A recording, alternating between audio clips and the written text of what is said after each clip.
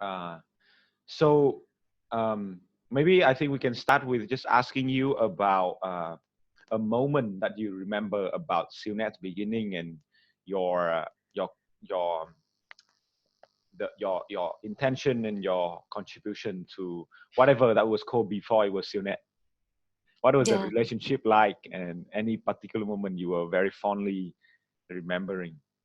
Yeah, I remember we used to gather in Kevin Teo's place. Mm, So Kevin Teo, KB, Kelvin Neo, mm, um, Home, Leng, and we would talk about how this might work. And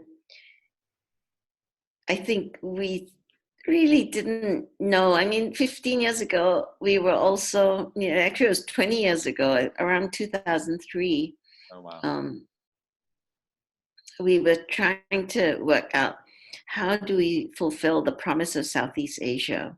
Mm, Because Hong, Leng, and I had been part of, actually, Leng and I were part of the Singapore ERC, the Economic Review Committee, and we had created a report to the Singapore Cabinet mm, to say that Singapore really needed to pay attention to Southeast Asia.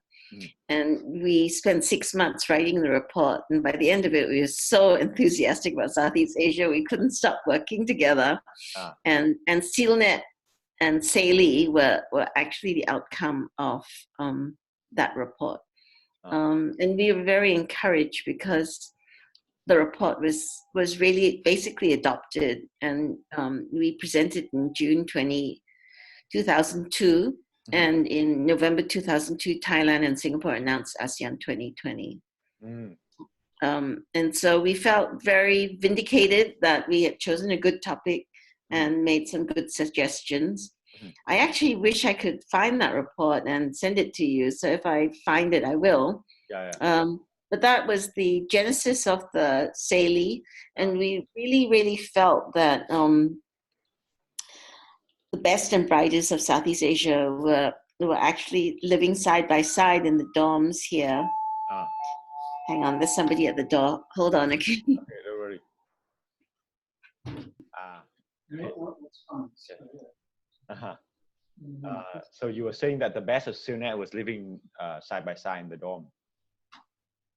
Yeah, side the not the yeah the students from Southeast Asia are living side by side and already going out for makan and doing things together.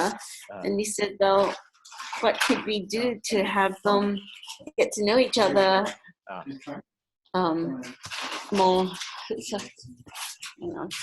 or teachers or professors ah, in Southeast Asia, and if they wanted to collaborate, they could just pick up the phone and say, "We did this together when we were young, and now let's do more." And yes. so that was the whole idea, was to have things that they could do Ah, while they were living next to each other, yeah, and friendships and relationships could be built that yeah. in the future would really pay off for Southeast Asia. Wow, wow. That's beautiful. And I imagine a lot of it is already happening. Um, I'm aware, for example, there is soon next week there will be a SEALNet early alumni, like the first, second generation alumni students um, who are gathering for a retreat in Cambodia. So I think the intention of that retreat is also asking, okay, now that we are at this phase of our life and we have reached certain uh, status and achievement, what can we do more together? So Yep. the spirit continues. Yes. Mm, mm, mm. Yeah. There's actually a person in Cambodia that may be valuable for SEALnet, and I'm just going to write his name. Yeah. He's Israeli who's um, in Cambodia, Ah. and he's married to a Cambodian, and he has Cambodian children, Mhm. so he's quite committed to Cambodia. But he used to be at Google, and I see. he used to run. He designed, and ran Google's country ambassador program. Ah. And that experience has really, he's very committed to what he calls the frontier markets. Ah. Ah. Ah. And I think SEALnet for Southeast Asia could really work with him on the frontier markets. Mhm, mhm, mhm, mhm. Yeah. Yeah, that's something else we can also talk. I think it's part of this conversation too. Is what are some of the new opportunity, because SEALnet 15 years ago and SEALnet 15 and now is quite different. Yeah. Just from my own student perspective, 15 years ago, student service leadership wasn't a thing, and then now it is becoming more of a thing with all the other initiatives to focus on youth leadership.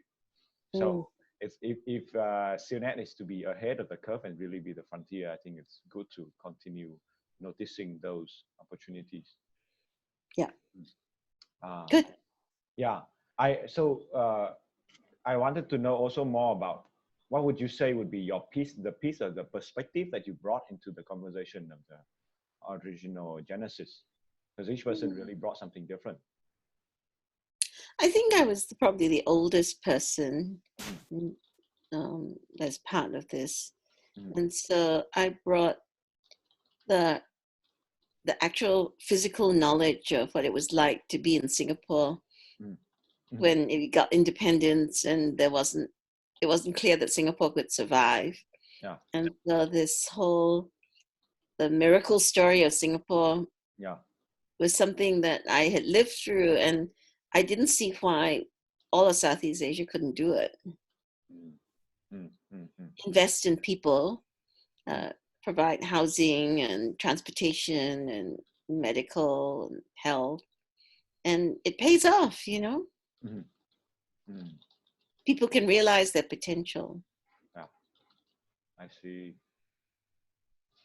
And thank you for saying that, because now I understand more after knowing you and seeing you. You have a very direct physical experience of seeing Yeah, people achieve their potential through, I guess, a very strategic and committed decision over yeah. a long period of time. Over time, yes. Yeah, yeah. Wow. I see. I see.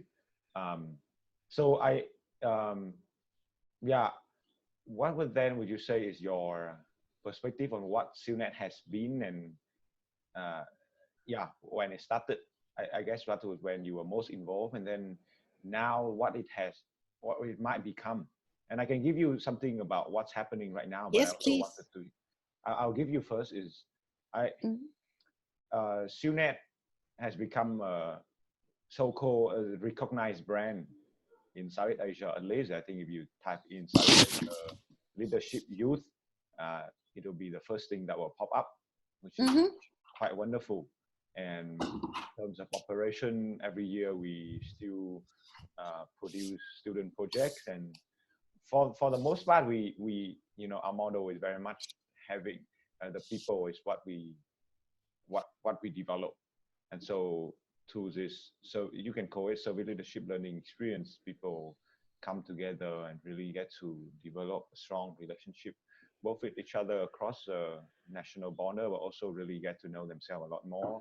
And that Mhm. has been, I mean, being part of several different nonprofit, I'm aware that the SEALnet is one of its kind in terms of it is an international organization that has um, a very deep reach into the home and language would be fond to say into the human heart. So Mhm. that's that's quite a powerful. And now it has become more of a distributed organization. For the long time, it has been on this model of student chapter based in several universities like MIT, Stanford. But as I think 2 years ago or 3 years ago, it's really becoming very clear that it's not sustainable anymore. So we are transitioning into a distributed network model, which is a Mhm. whole new challenge, but also quite exciting because we can get people from a lot of places to do project together online. So that's very exciting. And then the Youth Leadership Summit has been running for now it's a 6th year, quite a quite an invention. You almost say like SEALnet has gone through a cycle of near-death experience, and Yeah. then it got rebirth. So uh, I think the lesson that hopefully we are learning now is that we need to preemptively know that low point so that we can continue to search on the horizon. And I think Yeah. you are very, very good person to consult, especially when it comes to that. Yeah. Good. So that's what's happening with SEALnet now. What would you say was the when you were involved? What was it like? What was it like? Um, Well, I was involved. I've been to at least one retreat, mhm, and I could see the promise and potential. mm, And it was interesting for me to see, the actual expeditions and to meet people mhm, here, like Thuy, mhm, when she was here at Stanford. mm, Um, what people were doing. I still remember the story of, I think it was a Cambodian expedition, and one of the people was like one of the minister's sons, and it was dangerous, but the minister organized for like police escort or something, and so wow. this whole thing about the privilege of the people who get to come to the US, Yeah. and to focus them on, even though they're so privileged, Yeah. focus them on helping people at the lowest levels of society. Yeah. That really, for me, was heartwarming. Uh, Mm, and the kind of thing I was hoping for, links across not just generations but different classes of people and across national boundaries. mm, mhm, mm. Yeah. Yeah. Thank you for sharing. It's heartwarming to see that people uh, Hmm. becoming aware of their own privilege and still uh, using it for good. Uh, Yeah, mm, and the power, mm, people realizing their power. ah, mm. Yeah, this topic is a long, ongoing topic too. About Hmm. there have been like, okay, well, Southeast Asia, a lot of people we are not as aware or proud or not effectively using our power at all Hmm. comparatively to our Western counterpart, and Yeah. so yeah, it's the big piece. Uh, then then turn it to now then, and I'm really asking you almost for advice now because um, so this is SEALnet 15 years transitioning into a distributed organization. It's Hmm. now having a wider network, although we need to do more work on consolidating it. Hmm. And then I'm wondering what you see, and just in your own experience with SEALnet, also with other things around the world, uh, what are some of the opportunity, or what was some of the potential that SEALnet can become? And specifically, I would like to ask you to sort of categorize it in Hmm. terms of easy and then somewhat difficult and then Yeah. very difficult. Uh, So I will do the categorization, but I'll just list off the things. yes, please do. I think the people who join SEALnet are people who are on the cusp or in the midst, in the transition period of realizing their power. Mm, mm, And by having SEALnet as an organization, which is a metamorphosis organization, mm. it's where caterpillars turn into butterflies, right? Um, and that by simply actually the people in the SEALnet undergoing that metamorphosis, Mm, they can show the people around them in their communities that it's possible. mm, And once that demonstration is there, mm, then people say, well, how do we do that, and so we're no longer pushing, but we're pulling, right? We're saying, we metamorphosize, we change ourselves, we can realize our power, you should do it too. mm, And then what can SEALnet do to mobilize that? mm. And I mentioned the network leadership competencies, which you may remember that I kind of drummed into your head. Yeah, There's like these icons for, trust and different things. yeah. So I think taking those network leadership competencies Mm, um, to help people realize that they're not alone. People feel like they can't do something because it's all up to me. I have to do everything, and people are going to find fault with me all the time. Mhm. And to change that attitude to say, no, I'm part of a network, a SEALnet work.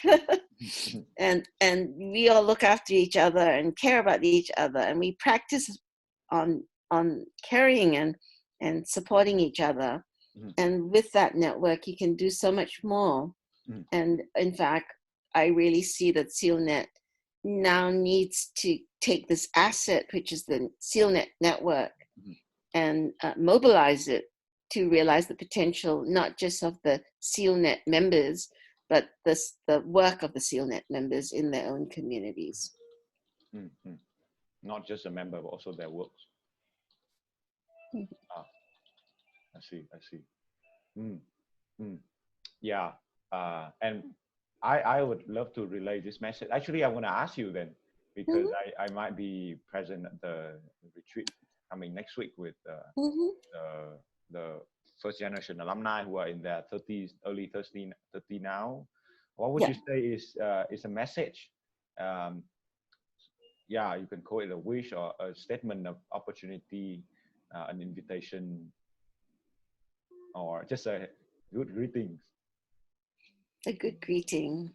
SEALnet is at the frontier of change for Southeast Asia, Mhm. and you have the power to make sure that that change is good for all of the people of Southeast Asia. Mhm. And the competition is simply political leaders who want power and influence for themselves, or corporate leaders who have greed and power as their own goals. Mm. SEALnet can be a network for good. Mm. Okay. So that can be a network for good. Thank you. Thank you. Um, yeah, and I think that that's clear that the is also the hope for the next generation. Mhm. Mm, mm, mm. Yeah, I'm just offering some of my reflection to Yeah. share with you. Is yeah, I my hunch is just knowing from some of the early SUNET students now in the early 30, many of them are going to or already are reaching the phase where they ask what's next. Um, and and like you said, we are at the transition period of realizing our own power, and Mhm. so it's almost like a beautiful golden moment to step in and steward that energy. Yeah. Mhm, mhm, mm. I'm going to be in Singapore for 2 weeks, second half of April, and I would love to meet any SEALNet members. I Okay. can, we can do a gathering with Kevin Teo. Ah, I see. Yeah, I think he's back. He was in New York for a while, but I Hmm. think he's back. Okay, okay, good. I would put that. I would organize that. Mhm.